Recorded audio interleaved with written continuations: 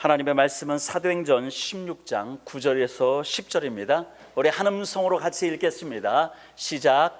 밤의 환상이 바울에게 보이니 마게도냐 사람 하나가 서서 그에게 청하여 이르되 마게도냐로 건너와서 우리를 도우라 하거늘 바울이 그 환상을 보았을 때 우리가 곧 마게도냐로 떠나기를 힘쓰니 이는 하나님이 저 사람들에게 복음을 전하라고 우리를 부르신 줄로 인정함이로라. 아멘.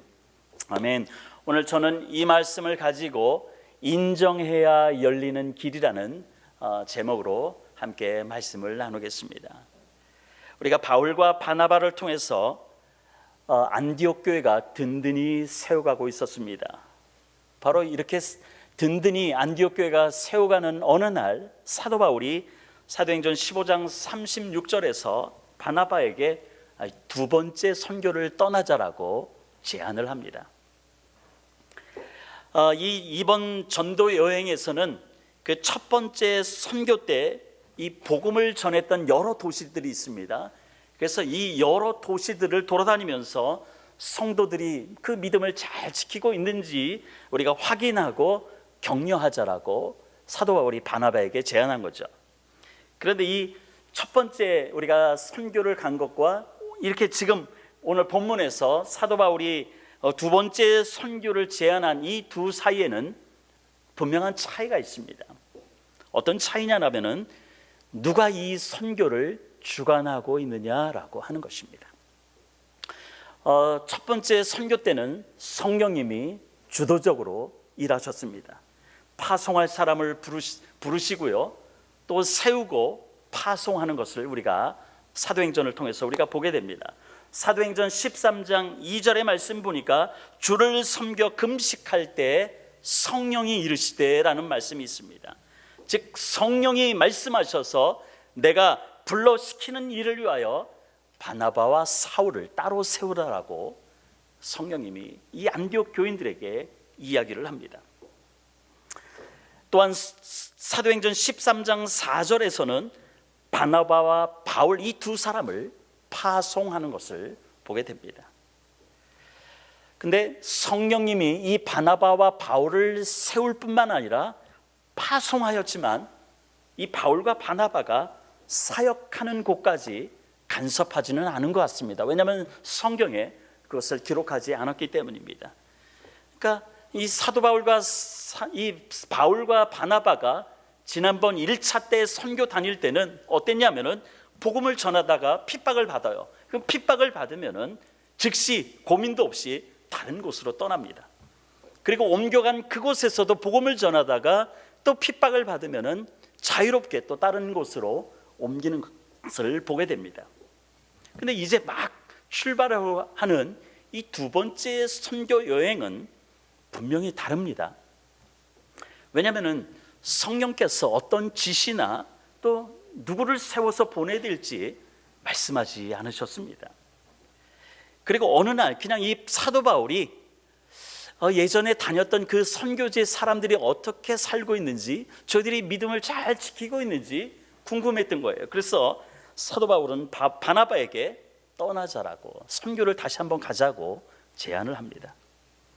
물론 이 사도 바울은 기도로 준비하였을 것입니다. 그러나 전적으로 사도 바울의 아이디어라고 하는 것을 우리가 보게 됩니다. 그러나 우리가 이제 여러분들이 말씀을 계속해서 이렇게 지난 시간에 이렇게 묵상하다 보면은 깨달았듯이 시작은 사도 바울의 아이디어로 이루어졌지만 1차 때와는 반대로 지금 두 번째 떠나는 이 선교에서는 하나님이 바울이 가고자 하는 대로 그냥 내버려 두지 않는다는 것입니다. 성령님이 철저하게 그 사역지를 간섭하시고 이끄시는 것을 우리가 보게 됩니다.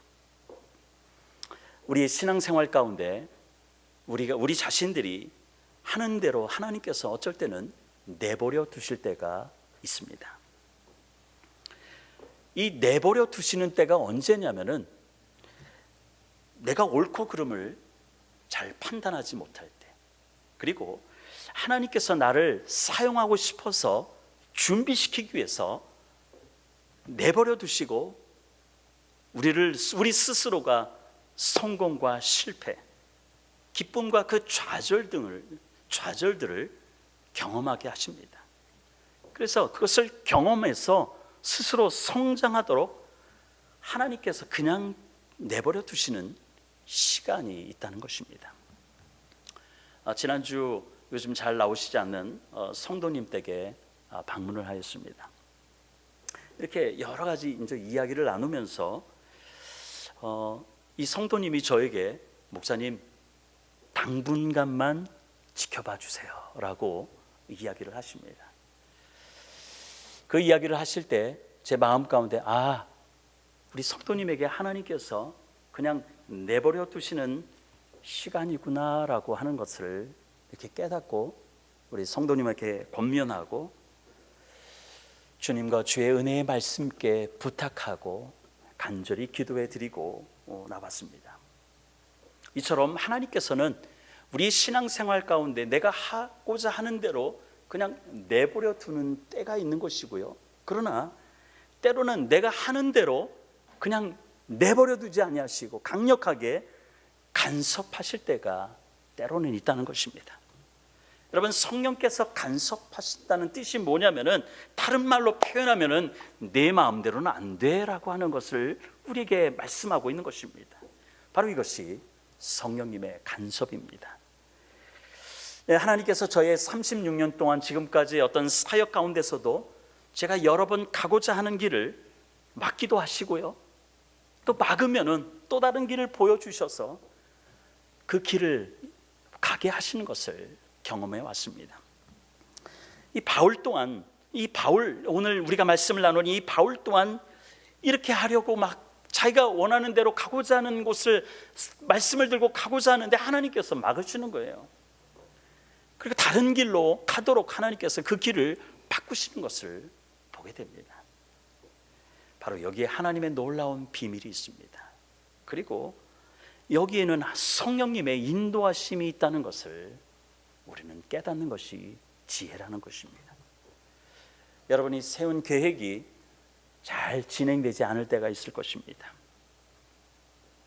우리가 그렇게 잘 진행되지 않고 우리가 기도하고 시작하는데 잘 진행되지 않을 때 하나님이 막으시려는 문이 있구나 라고 하는 것을 깨닫고, 또한 다른 문을 여시겠지라고 하는 이 믿음을 갖는 것, 그래서 하나님을 기대하는 것, 이것이 바로 우리가 성숙된 믿음이라고 하는 것을 여러분이 기억할 필요가 있습니다.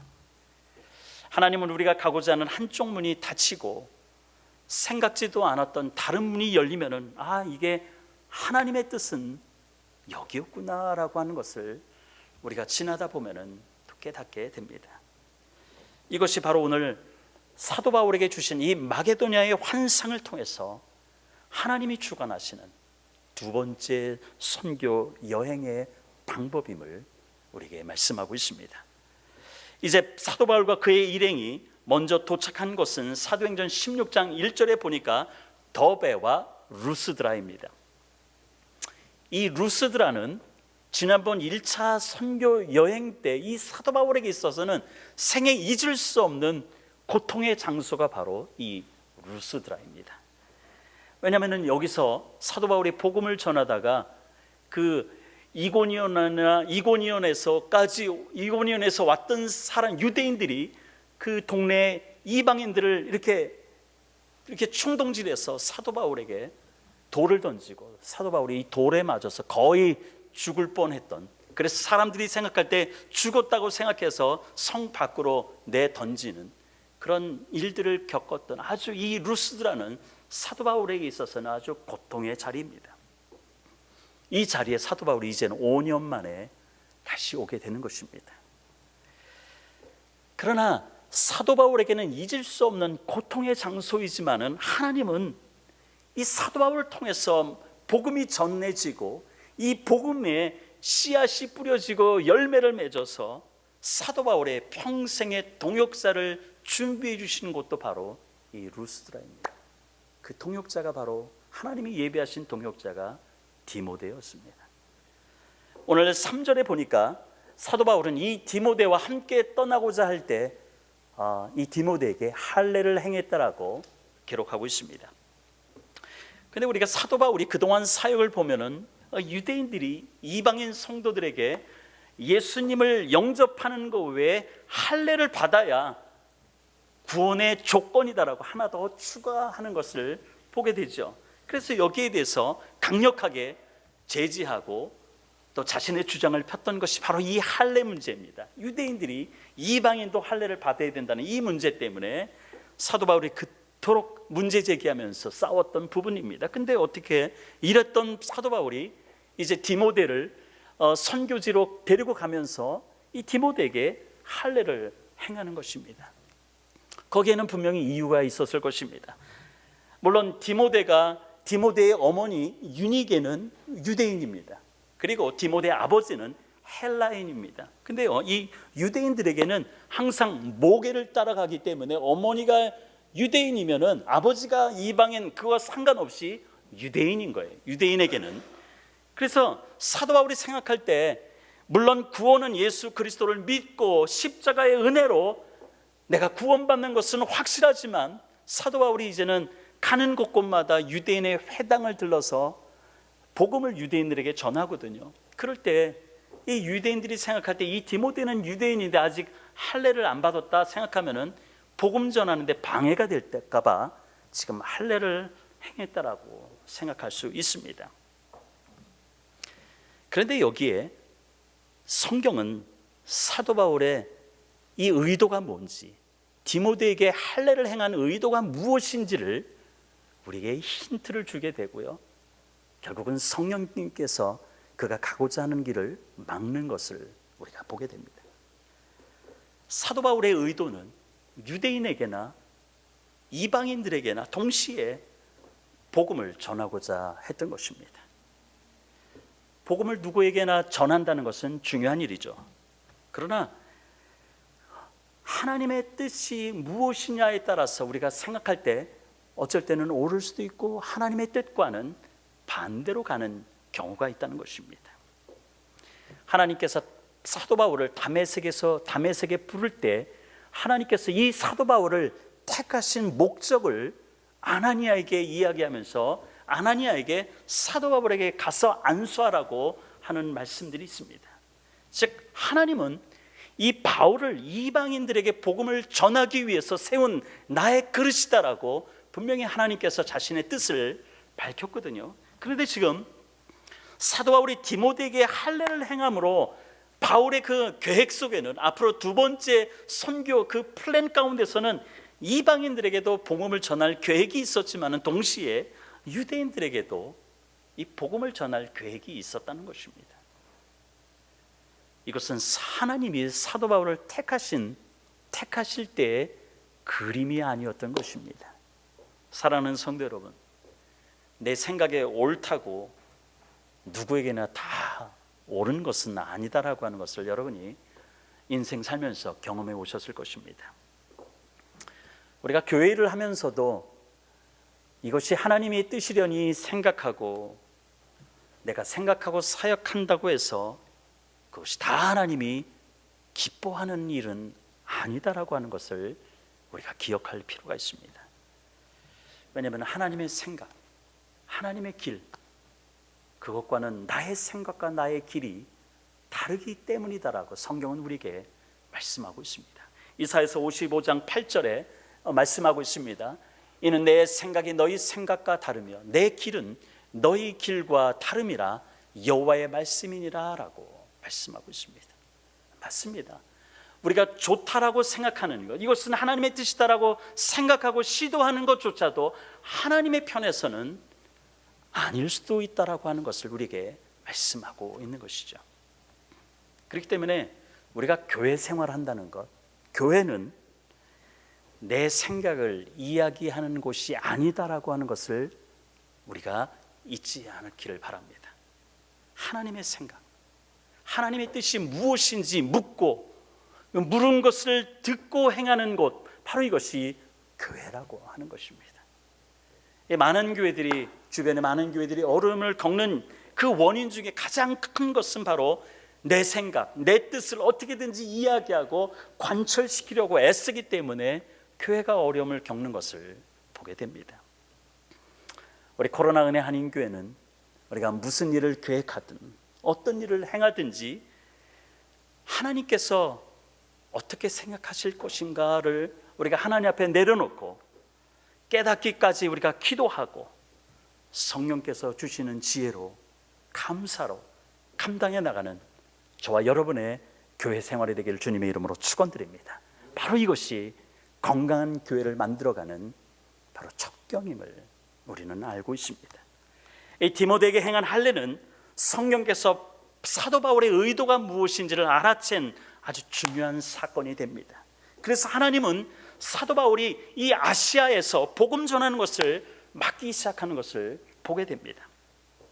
사도 바울은 당시 아시아에 복음을 전하려 한 것은 터키까지만, 그 당시 터키를 중심으로 아시아 여기까지만 복음을 전하고 그 지역에 흩어져 사는 유대인이나 이방인들에게 복음을 전하야겠다라고 하는 계획이 바로 사도 바울의 계획이었던 것입니다. 지난 1차 선교 때 이 아시아 지역에서 엄청난 그런 어떤 열매들이 있었습니다. 그래서 큰 성공을 거둔 까닭에 사도 바울은 바로 이 아시아 지역에서 계속 사역하기를 원했고, 첫 번째 방문했던 그 지역을 다시 방문하면서 그들을 격려하고 믿음을 더욱더 더 북돋워 주는데 하기를 원했던 것이 바로 사도 바울의 계획이었던 것이죠. 그런데 하나님은 그곳이 아니었다는 것입니다. 다른 곳에 하나님의 계획이 있었음을 우리는 이 사도행전 16장을 우리가 말씀을 묵상하면서 깨달을 수 있는 것입니다. 그래서 성령께서는 이 사도 바울이 가고자 하는 것을 어떻게 막으시냐면은 6절에 보니까 성령이 아시아에서 말씀 전하지 못하게 하시거늘이라고 말씀하고 있습니다. 사도 바울의 원래 계획대로 지금 가고자 하는 그 아시아 지역에서 말씀을 전하지 못하게 하신 겁니다. 그래서 사도 바울과 그의 일행들은 부르기아와 갈라디아 땅으로 갔다라고 기록하고 있습니다. 그래서 또한 7절에 보니까 동쪽에 있는 부르기아와 갈라디아를 통과하며 서쪽에 있는 무시아로 갔고요, 이제 무시아 앞에 이르러서 비두니아로, 북쪽 비두니아로 가기를 애썼다라고 기록하고 있습니다. 그런데 성령께서는 이것도 허락하지 않았다라고 말씀하고 있습니다. 우리가 기도하며 결정한 선한 일, 선한 계획이라 할지라도 성령께서는 전혀 다른 길을 우리에게 보여주실 수 있다는 것을 이 말씀을 통해서 우리가 깨닫습니다. 사도 바울이 선교를 가기 위해서 왜 기도하지 않았겠습니까? 하나님 앞에 그 열정을 가지고, 복음에 대한 열정을 가지고 다시 한번 자기가 1차 때 갔던 그 지역을 돌아보면서 다시 복음을 전하고자 하는 그 마음을 왜 하나님께서 모르셨겠습니까? 그러나 하나님께서는 이 길을 막으시는 것을 보게 됩니다. 결국 사도 바울은 8절에 이 무시아를 지나 드로아로 내려갔다라고 기록하고 있습니다. 우리가 그 지도를 한번 이렇게 보게 되는데요, 사도 바울이 그 오른쪽에 있는 끝에 여기를 파송한 수리아 안디옥 교회가 있습니다. 그 안디옥 교회에서 출발해서 이제 더베아 비두니아로 갔고, 그 비두니아에서 또 여러 지역을 하는데 이곳을 계속 막다 보니까 하나님께서는 이제는 그 드로아까지 하나님께서는 인도하는 것을 보게 되는 것이죠. 이 드로아에서 하나님의 놀라우신 하나님의 성령의 환상들을 보게 되는 것입니다. 바로 기독교 역사에 큰 획을 그었던 사건이 바로 이 드로아에서 사도 바울이 꿈꾼 그 환상이었던 것입니다. 9절의 말씀입니다. 밤에 환상이 바울에게 보이니 마게도냐 사람 하나가 서서 그에게 청하여 이르되 마게도냐로 건너와서 우리를 도우라 하거늘 말씀하고 있습니다.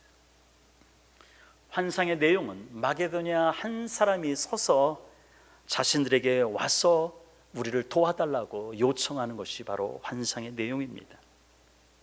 근데 하나님께서 이 환상을 주신 이 환상의 의미는 뭐냐?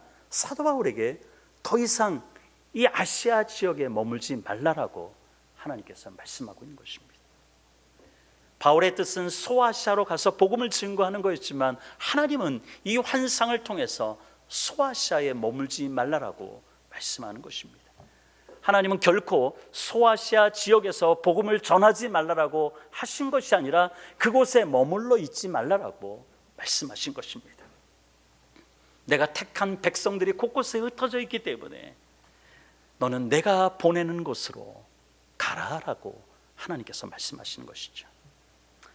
하나님께서는 이 우리의 죄에 대해서도 이 다윗의 경우를 보더라도 하나님이 다윗이 죄를 짓 때 그 죄에 대한 어떤 하나님이 집요하게 추적하셔서 그 죄에 대한 책임을 다하게 하는 것을 우리는 바세바야 그 우리아의 아내 바세바를 범한 이후에 일어난 모든 사건들을 보면은 하나님이 죄에 대해서는 정말로 집요하게 추적하시는구나라고 하는 것들을 경험하게 될 것입니다. 그러나 동시에 하나님께서는 자신이 택한 백성들이 자신에게 돌아오기를 바라는 그 마음도 역시 집요하게 하나님께서는 세계 곳곳에 영혼들을 일으켜 세워서 주님 앞에 돌아오게 하신다는 것도 우리는 깨달을 수 있습니다.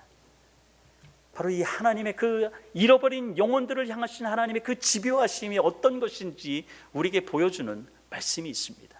베드로전서 1장 1절입니다. 베드로전서 1장 1절에 베드로가 곳곳에 흩어져 있는 자신이 복음을 전했던 그 지역을 에게 말씀을 전하면서 편지 썼던 내용이 베드로전서인데요. 1장 1절에 보니까 예수 그리스도의 사도 베드로는 본도, 갈라디아, 갑바도기아, 아시아와 비두니아에 흩어진 나그네들에게 편지한다라고 기록하고 있습니다. 여러분, 여기에서 비두니아, 이 비두니아가 어떤 곳이죠? 사도 바울이 그토록 가고 싶었던, 그곳 가서 그곳에 복음을 전하고 싶었던, 성도들을 격려하고 싶었던 바로 그 장소가 비두니아였죠. 근데 베드로의 이 감사 편지를 받은 대상 중에 이 비두니아가 있는 것을 보게 됩니다. 어떤 말을 하고 있는 것이죠? 하나님이 결코 아시아를 저주하고 아시아에게 복음을 전하지 말라라고 바울의 길을 튼 것이 아니라 하나님께서 이 아시아를 위해서는 바울 네가 아니라 다른 사람을 준비했다라고 하는 것을 우리에게 알려주고 있는 것이죠. 어떤 사람들은 이 역사를, 기독교의 역사를 보면서 사도 바울을 아시아로 가려고 하는 것들을 유럽으로 틀은 이 하나님의 뜻에 대해서 아시아가 저주받았기 때문에 하나님께서 사도 바울을 아시아로 보내지 않은 거라고 주장하는 사람들도 있습니다. 그러나 이 아시아가, 물론 사도 바울이 이 마게도니아 환상을 통해서 유럽으로 갔기 때문에 유럽이 아주 부흥했던 것을 우리가 보게 되죠. 그러나 하나님께서는 이 유럽의 부흥을 통해서 미국이 청교도를 통해서 미국이 부흥됐고, 또 미국을 통해서 우리 대한민국이 영적으로 부흥하는 하나님의 놀라우신 역사들이 있음을 우리는 보게 됩니다.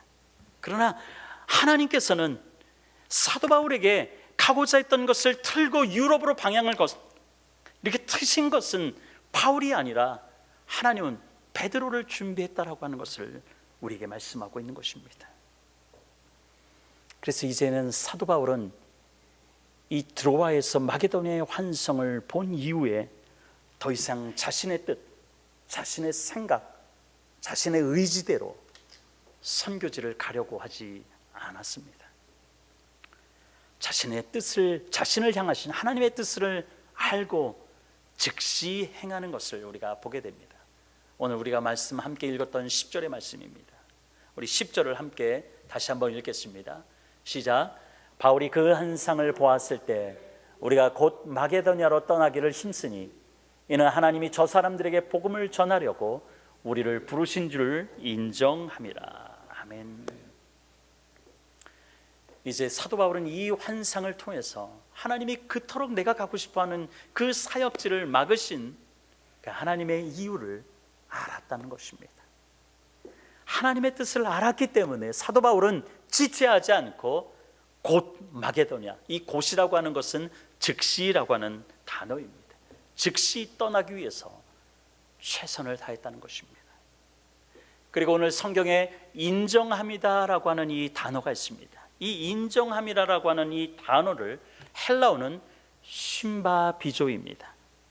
이게 쉼비자조라고 하는 이 헬라어는 어떤 뜻이냐면은 단순하게 그냥 머리로 인정했다는 것이 아니라 이 학자들이 어떤 문제를 놓고 격렬하게 논쟁 끝에 설득되어진 상태를 말할 때 이 인정함이라고 하는 쉼비자조라고 하는 이 헬라어 단어를 쓰게 되는 것입니다. 사도 바울이 루스드라에서 돌을 맞아 죽을 뻔하는 그 상황에서도 다음날 일어나 다시 성으로 들어갔을 정도로 사도 바울은 이 복음에 대해서 열정이었습니다. 저는 이 장면을 한번 그려봤어요.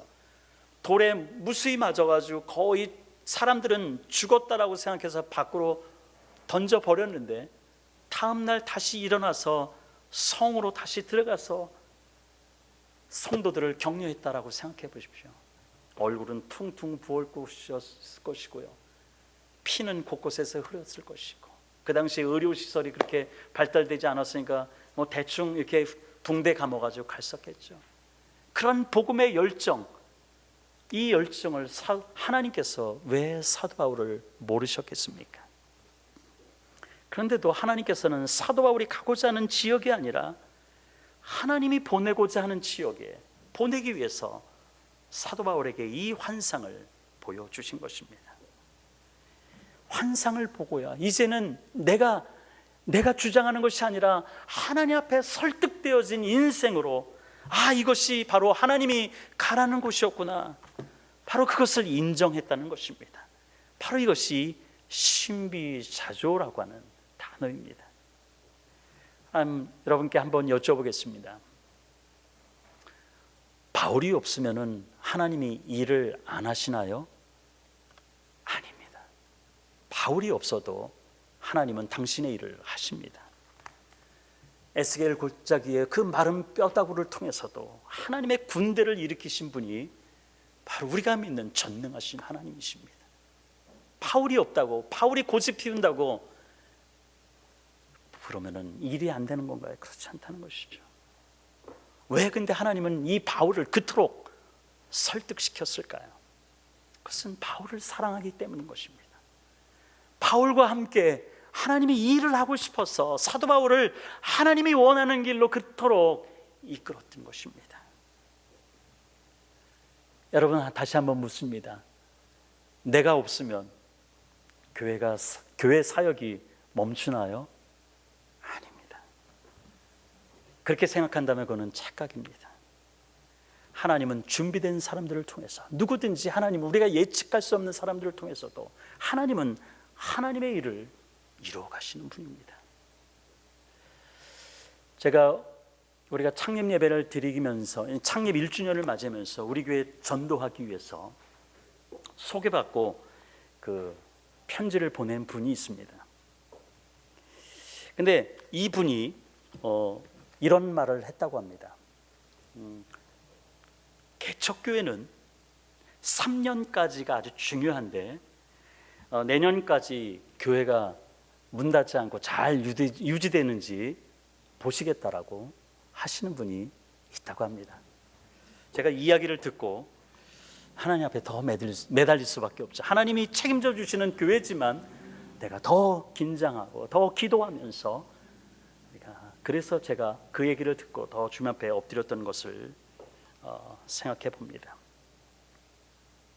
여러분들도 우리 주님께서 세우신 이 코로나 은혜 한인교회, 이 교회가 비록 우리는 지금 미약하지만 하나님께서 든든히 서가도록 흔들림 없이 우리가 기도하며 믿음의 역사를 함께 이루어가는 저와 여러분의 신앙생활이 되길 주님의 이름으로 축원드립니다. 우리 주님은 여러분을 너무 사랑하시기 때문에 당신과 함께 같이, 하나님과 함께 같이 일하고 싶어서, 우리를 하나님의 일에 동참시키고 싶어서 때로는 지팡이로, 때로는 인생의 막대기로 우리를 인도하십니다. 그래서 사도 바울을 설득시키셨고요, 오늘 저와 여러분들을 설득시켜서 하나님은 하나님의 일을 우리와 함께 가기를 원하신다는 것입니다. 사랑하는 성도 여러분, 여러분 기억하시길 바랍니다. 우리가 말로는 내가 순종했다라고 얘기하지만, 그러나 하나님께서는 내가 순종하도록 하나님께서 내 안에서 계속해서 역사하시고 내 주변에서 별의별 작업을 다 하신 분이 바로 하나님이십니다. 내가 순종해서 살아가도록. 우리는 그것을 잘 알지 못하는 게 문제지, 하나님은 내가 순종하는 것이 아니라 하나님이 나를 순종하는 사람을 만들도록 나를 사랑하기 때문에, 나를 하나님이 같이 일하고 싶어서 하나님이 나를 순종하고 하도록 하나님께서 내 안에서 내 주변의 모든 것들을 하나님께서는 움직이고 역사하셨다는 것입니다. 그러니까 결국은 우리는 버티다 하나님을 인정하고 두 손 들고 순종하는 것이 바로 저와 여러분이십니다. 제가 교회를 개척하게 되는 것도 역시 하나님께 설득당해 줬어. 기도 가운데 하나님께서 마지막 컨펌해 주셔서 제가 하나님을 인정하고 이 개척의 길을 걸어가고 있는 것입니다. 바로 이것이 신비자조, 인정함이다라고 하는 의미입니다. 근데 참 하나님은 얼마나 우리를 사랑하시냐면은, 하나님이 우리를 가진 작업 다 하셔서 우리를 순종하는 자리에 서게 하셨는데, 하나님은 우리의 그 순종, 하나님이 다 하셨음에도 우리를 보고 순종해서 고맙다라고, 기쁘다라고 칭찬해 주시고요, 또 우리에게 고맙다라고 우리에게 상급을 주시는 분, 바로 이 분이 저와 여러분이 지금 믿고 의지하는 바로 그 하나님이십니다. 우리가 하나님을 인정할 때 우리에게는 언제나 길을 보여주십니다.